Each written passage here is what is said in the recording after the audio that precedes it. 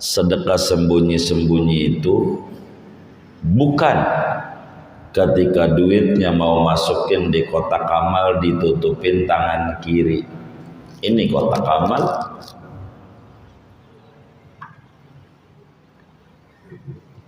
Ini bukan sembunyi-sembunyi, masih terang-terangan. Bahasa hadis, ampe tangan kiri enggak tahu apa yang diberikan oleh tangan kanan, apalagi orang lain.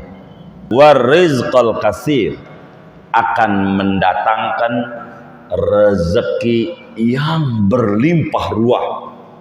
Duitnya tambah banyak kalau kita demen sedekah sembunyi, ngumpet. Ini 3 dari hadis ini. Di luar ini masih banyak. Di akhirat bakal dia dinaungi dengan arsy Allah. Pada hari tiada naungan kecuali naungan arsy Allah. Orang yang sedekah sembunyi.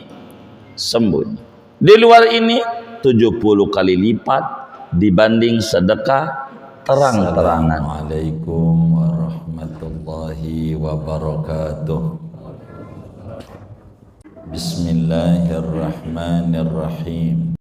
Malam hari ini kita akan mengkaji pentingnya sedekah secara sembunyi-sembunyi, memiliki banyak sekali faedah. Setidak-tidaknya ada 3 faedah besar yang akan didapat oleh orang yang sedekah secara sembunyi-sembunyi. Kita harus pahami apa sedekah sembunyi-sembunyi. Saudara, sedekah sembunyi-sembunyi itu bukan ketika duitnya mau masukin di kotak amal ditutupin tangan kiri. Ini kotak amal.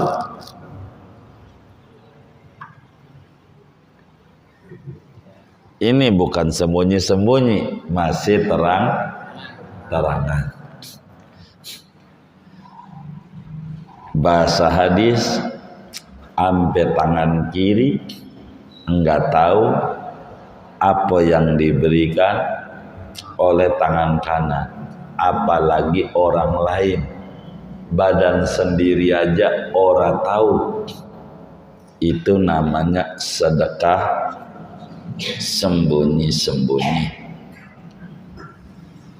Jadi sedekah sembunyi-sembunyi adalah sedekah yang tidak diketahui oleh siapapun, termasuk oleh sang penerima.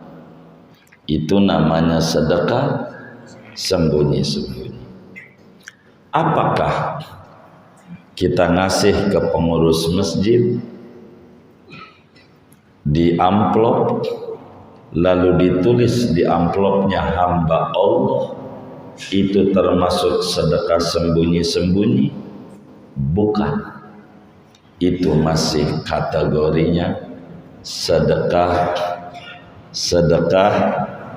terang-terangan. Tapi kan hamba Allah, ia terang-terangan. Hamba Allah kan pengurus masjidnya tahu siapa yang hamba Allah itu. Tahu nggak? Dia tahu.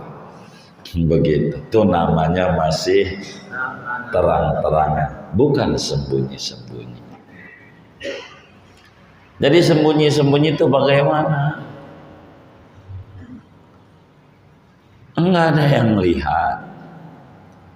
Siapa saja. Enggak ada yang tahu. Sedekah sembunyi-sembunyi ini, saudara, berbicara ganjaran lebih tinggi 70 kali lipat dibanding terang-terangan. Biar gampang, Saudara sedekah 1.000.000, ngumpet sama saudara sedekah 70 juta atau 100 juta terang-terangan, masih tinggian ganjarannya 1 juta secara sembunyi-sembunyi. Begitu ganjarannya, ketinggian ganjaran ngumpet-ngumpet. Apakah lewat transfer? Itu terang-terangan, orang tahu datanya ada di bank. Siapa yang ngirim? Tahu nggak? Tulisannya si hamba Allah, kan dikirimin sama yang ngirim. Nih hamba Allah, lah kan kita tahu itu hamba Allah namanya. Itu terang-terangan. Sembunyi-sembunyi ini, saudara, nggak ada bandingan ganjarannya. Sebelum saya menyebutkan 3 nilai positif sedekah sembunyi-sembunyi, kaya-kayanya, ini bukan kelas kita. Sedekah ngumpet-ngumpet ini kita belum kelasnya, kaya-kayanya, tapi harus berupaya menuju ke arah sana. Sebab apa disebut kaya-kayanya? Dulu pengarang kitab kita ini, wali kutub Al-Imam Abdul Wahhab Asy'arani, saat mengajarkan ini bahwa sedekah sembunyi-sembunyi luar biasa nilainya di mata Allah, kata beliau pada paparannya, kaya-kayanya bukan kelas kita, bahasa tawaduknya beliau, tapi adalah jamaah yang hadir kala itu di Mesir menjawab, saya bisa sedekah sembunyi-sembunyi. Begitu kata seorang jamaah yang hadir. Kata Imam Abdul Wahhab Asy'arani, kayaknya semacam engkau juga nggak bisa pada kelas disedekah sembunyi-sembunyi. Kata itu jamaah, kiai sembarangan menurut saya. Enggak sembarangan, karena berat. Sedekah sembunyi-sembunyi ini sedekah yang tidak ketahuan oleh siapapun. Itu namanya sedekah sembunyi-sembunyi. Kata tuh jamaah, saya bisa, dan saya bakal buktikan bahwa saya bisa sedekah sembunyi-sembunyi. Kata Imam Abdul Wahhab Asy'arani, ya silahkan, moga kau diberi taufik. Namun kalau kata saya, berat, bukan kelas kita. Baik, saya akan buktikan. Itu jamaah kemudian beli beras siang-siang. Emang juga beras lagi harganya luar biasa naik mulu. Bener nggak? Tuh begitu. Naik mulu beras harganya. Dia beli beras sekarung. Kemudian sudah beli dia beras. Malam itu menjelang subuh, kira-kira jam 3:30, dia panggul beras itu. Dipanggul, enggak biasanya dia manggul, enggak biasanya. Dipanggul sama dia punya pundaknya, enggak biasa manggul. Dipanggul sama dia. Sampailah datang di rumah orang miskin. Ya pakai pagar bambu, namanya kikis, bener nggak? Namanya apa kalau orang gedeg? Iya pokoknya gitu dah. Pagarnya bambu tuh, belum besi belum. Dia masuk. Waktu masuk itu saudara, namanya nggak biasa dia manggul, jatuh dari pundaknya tuh ke rumah orang miskin, ke pintunya, gedebluk, jatuh beras. Orangnya biasa manggul beras, airnya jatuh. Si miskin dari dalam kaget, siapa itu? Maling nih, maling. Begitu. Dia lari. Si miskin keluar, dia udah keluar dari pagar, naruh beras di rumah orang miskin.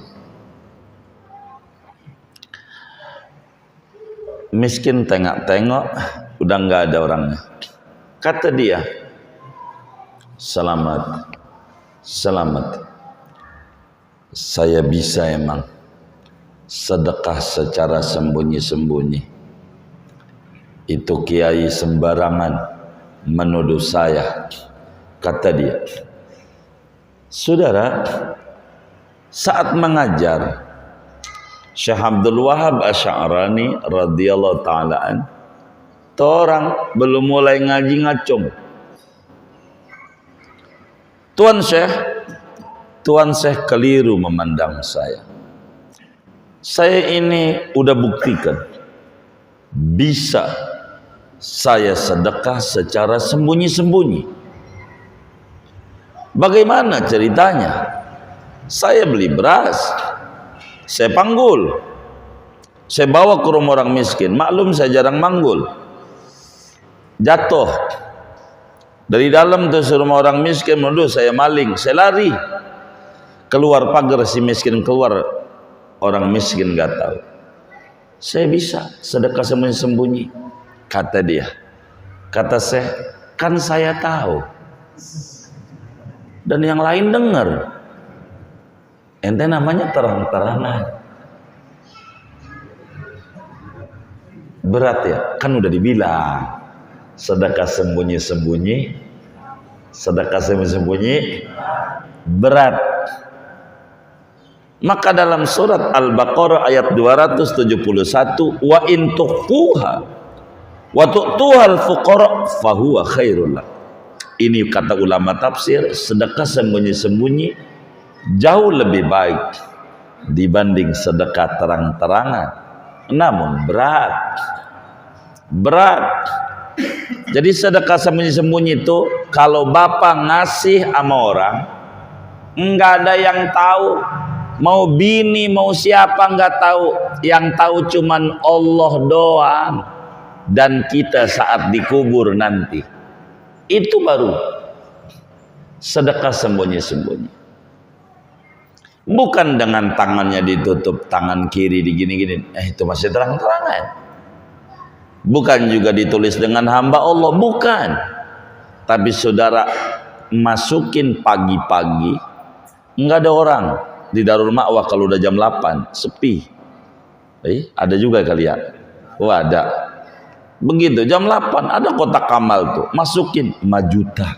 Saudara pergi, nggak usah dongeng. Kayak begitu tuh, sampai mati. Itu namanya sedekah sembunyi-sembunyi. Tuh kayak begitu, enggak ada yang tahu. Siapa aja. Itu namanya sedekah sembunyi-sembunyi. Dan ini dilakukan oleh cicitnya Nabi Yuna Muhammad sallallahu alaihi wasallam, Al-Imam Ali Zainal Abidin. Nabi punya anak, salah satunya Sayyidah Fatimah Az-Zahra radhiyallahu taala anha. Beliau punya anak Imam Husain, cucu Nabi. Imam Husain punya anak namanya Ali, gelarnya Zainal Abidin, cicitnya Nabi. Di Madinah dia tiap malam bagi-bagi, bahasa kita beras, sayur, ikan asin, kadang tempe. Kalau kita nih, pokoknya selalu di rumah orang miskin Madinah, selalu tiap malam ditaruhin. Semuanya kerjaannya keliling saban malam bagi-bagi makanan, digantungin di paku rumahnya orang miskin. Pagi keluar rumah udah lengkap, jadi si miskin nggak puyeng beras ada, sayur ada, semuanya ada, lengkap tiap hari. Manakala diintip, dia pergi ke kampung sebelah, enggak ada yang tahu. Barulah masyarakat Madinah belum seramai kayak sekarang, tahu ini kerjaan Ali. Kapan? Ketika Imam Ali meninggal dunia. Ketika Ali Zal Abidin wafat, kagak ada lagi tuh yang digantung-gantungin di rumah orang-orang miskin. Maka orang miskin bilang, ini nggak ada salah lagi. Dia tandanya pas dia wafat kagak ada lagi. Itu namanya sedekah sembunyi-sembunyi. Kata Nabi, apa keuntungan sedekah sembunyi-sembunyi? 3 yang paling tinggi. Yang pertama, sedaqatus sirri tudfi'u ghadabar rabbi. Sedekah sembunyi-sembunyi dapat memadamkan amarah Tuhan. Murka Allah dapat padam dengan sedekah secara sembunyi-sembunyi. Ketika Allah ditanya terkait penciptaan langit dan bumi, ya Rabb, makhlukmu yang paling hebat apa? Kata Allah, besi. Itu besi makhluk paling hebat. Kuat, beton. Adakah yang lebih hebat dari besi? Kalau ditanya, ada. Api. Besi kalah juga dengan api.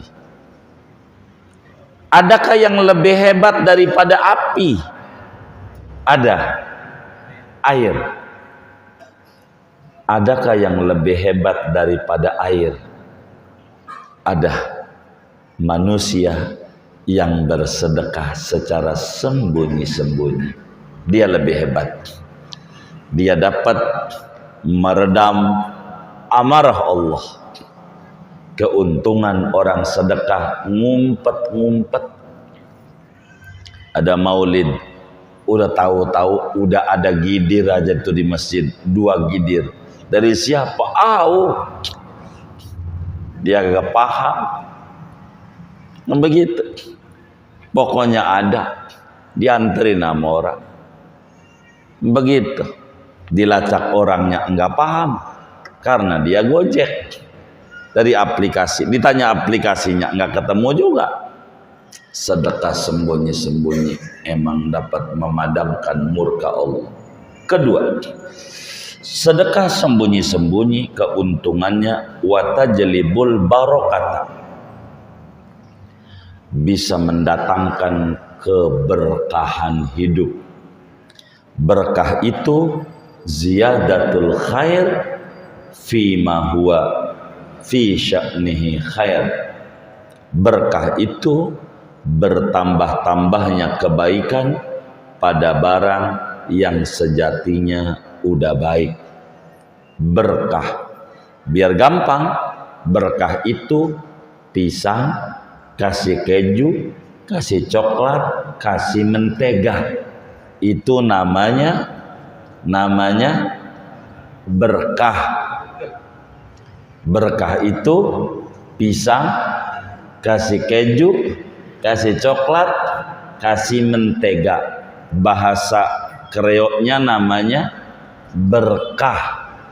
Apa berkah? Pisangnya aja enak, ditambah lagi iya coklat, iya segala macam. Jadi bertambahnya kebaikan pada barang yang sejatinya udah baik. Kalau ngomongin dikasih keju, kasih mentega, kasih coklat, nggak usah pisang, gagang pacul. Kalau dikasih coklat, kasih mentega, kasih keju, mau dijilatinya lah enak. Biar kata gagang pacul. Berkah itu adalah sesuatu yang baik namun bertambah-tambah kebaikan, berkah. Dan sedekah sembunyi-sembunyi yang ketiga, warizqal katsir, akan mendatangkan rezeki yang berlimpah ruah. Duitnya tambah banyak kalau kita demen sedekah sembunyi-sembunyi, ngumpet-ngumpet. Ini 3 dari hadis ini. Di luar ini masih banyak. Di akhirat bakal dia dinaungi dengan arsy Allah. Pada hari tiada naungan kecuali naungan arsy Allah. Orang yang sedekah sembunyi-sembunyi. Di luar ini 70 kali lipat dibanding sedekah terang-terangan. Namun saudara, sedekah sembunyi-sembunyi kenapa menjadi lebih tinggi? Karena mendekatkan pada keikhlasan. Sedekah sembunyi-sembunyi karena menyelamatkan daripada riya, ujub dan lainnya. Sedekah sembunyi-sembunyi dapat menjaga kehormatan orang miskin. Enggak perlu dipang-pang-pang si orang miskin sehingga kehormatannya tertutup. Ini sedekah sembunyi-sembunyi. Namun bila kita belum bisa pada kelas sedekah sembunyi-sembunyi yang begitu amat tinggi ganjarannya, tidak mengapa turun pada derajat kelas sedekah secara terang-terangan. Sebab ada kelebihannya juga sedekah terang-terangan. Yang pertama, bisa memotivasi, ngajak orang lain ikut-ikutan. Terang-terangan, orang jadi nyontoh karena dia begitu terang-terangan. Lihat orang nyawer tuh, nyawer, tahu nyawer enggak? Biasanya kan ada jaipongan tuh, suka naik begitu, kayak begitu, namanya nyawer. Ini orang terang-terangan 20.000, 20.000, kata yang kaya, emang lu doang bisa, gua juga lebih, gara-gara terang-terangan. Cuman ini mah nyawer masalahnya. Ini kalau terang-terangan tuh enak, terang-terangan, sedekah bisa dicontoh orang lain, terang-terangan. Kedua, terang-terangan itu bisa menghilangkan suudzon, tuduhan, celaan, dan fitnahan. Tuh orang nggak pernah sedekah karena sedekahnya sembunyi-sembunyi. Jadi kalau terang-terangan nggak ada. Ya Allah, tuh orang baris banget, subhanallah. Baik orangnya tukang sedekah. Tuh orang kalau bisa, kalau belum mati jangan dikubur. Itu begitu. Jadi saudara, sedekah terang-terangan juga bagus. Tapi jauh lebih bagus sedekah sembunyi-sembunyi. Kalau saudara pengen sedekah sembunyi-sembunyi, pengen latihan, saudara jatuhin dari kantong duit 20.000, 50.000, 100.000, berapa aja, jatuhin aja di jalanan. Dah siapa yang ngambil silahkan. Jadi nggak ada yang tahu. Tapi jangan dong ya, gua kalau sodako begitu tuh, itu namanya nggak sembunyi-sembunyi lagi, namanya terang-terangan lagi. Jangan, udah tutup rapet-rapet. Begitu. Jadi nggak ada yang tahu, yang nerima nggak tahu, yang ini nggak tahu tuh begitu. Kata kita, gua kan nyalon dewan, kalau ngumpet-ngumpet kagak dipilih. Gitu. Ya udah ente mau kelasnya terang-terangan dah, kalau begitu. Jadi intinya, bila kita belum mampu mengamalkan hadis ini, sedekah sembunyi-sembunyi, maka jangan tinggalin juga sedekah meski caranya dengan terang-terangan. Satu, kurang lebih demikian. Kedua, sedekah ini ada cara, saudara.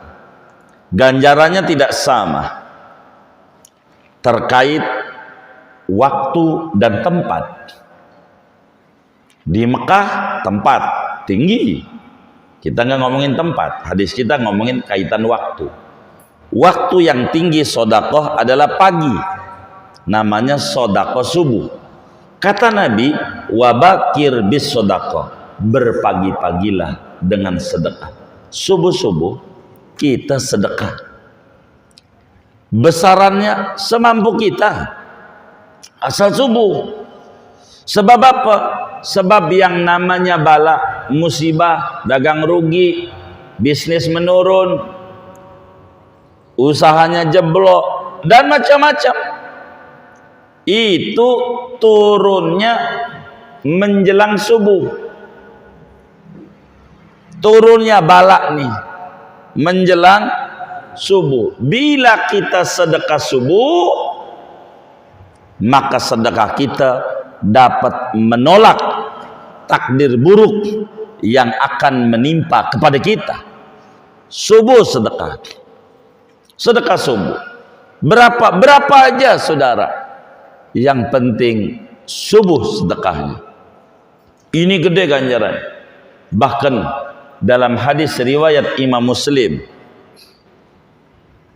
dalam Sahih Muslim dari Sayyidina Abu Hurairah radhiyallahu taala anhu, Rasulullah sallallahu alaihi wa alihi wasallam bersabda, "Ma min yaumin," kata Nabi, "yusbihul ibadu fihi illa malakani yanzilani fayaqulu ahaduhuma Allahumma a'ti munfiqan khalafan wa yaqulul akhar Allahumma a'ti mumsikan talafan." Kata Nabi, seorang hamba yang ngalamin pagi, ngalamin hari, setiap hari yang dialamin oleh seorang hamba Allah, selalu Allah turunkan dua malaikat tiap hari. Allah itu punya malaikat banyak. Di antara malaikat ada yang tugasnya mendoakan orang, ada dua. Yang doanya manjur, karena doanya diaminin oleh jutaan malaikat.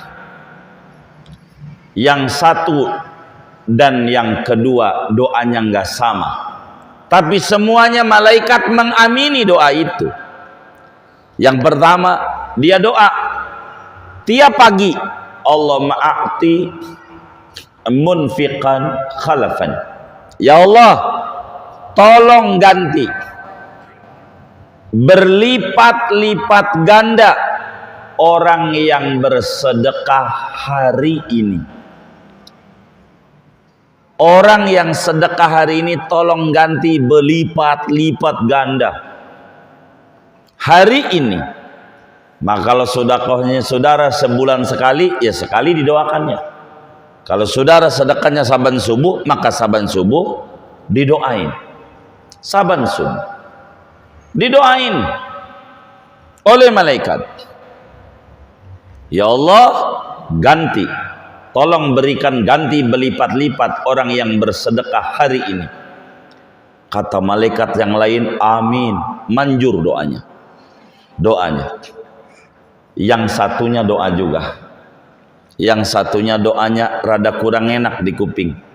Allahumma a'ti mumsikan talafan, ya Allah tolong ancurin sehancur-hancurnya orang yang kagak sedekah hari ini.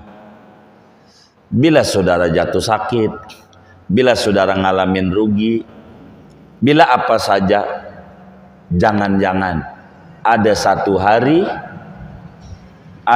hari yang kita keluputan tidak sedekah.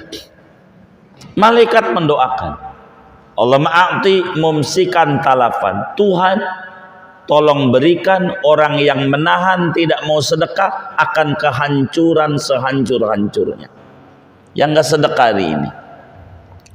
Maka saudara saban pagi saudara sedekah. Saya mau ngajarin, kalau saudara mau sedekah pagi, itu bukan maknanya sedekah itu saudara harus kasih orang miskin, bukan. Saudara keluarkan biar kata seperak untuk sedekah. Nih anggap kaleng kongguan ya. Tahu kan kaleng kongguan? Taruh saudara. Saban subuh pulang dari masjid atau mau ke masjid itu teknis subuh. Ya Allah, saya mau ngamalin ajaran Nabi sedekah subuh. Saya punya hajat ya Rob. Istri saya belum hamil ya Rob, biar hamil. Dagang saya ya Rob, dagang biar lancar. Apa aja disebut semuanya. Apa aja. Panjang doanya, ambil sejam, plung 1000 perak, 1000. Kata malaikat, panjang amat ini 1000 aja doanya. Enggak, pokoknya yang sedekah hari ini diganti berlipat, lipat ganda. Besok pagi lagi, masukin di kaleng.